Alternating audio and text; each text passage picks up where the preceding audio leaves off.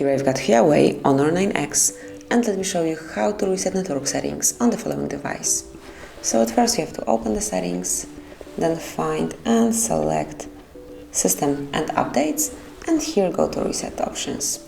Now just mark Reset Network Settings, and then confirm that you truly want to reset all network settings, including those for Wi-Fi, mobile data and Bluetooth. Just tap on the blue icon to do it. Then draw your unlock pattern if you have one. And now you have to confirm it one more time because this operation cannot be undone. So you have to be 100% sure that you want to reset all network settings, and if you are, just tap on Reset Network Settings. And that's it. As you can see, network settings have been reset. Congrats! Thank you for watching. Please subscribe our channel and leave the thumbs up.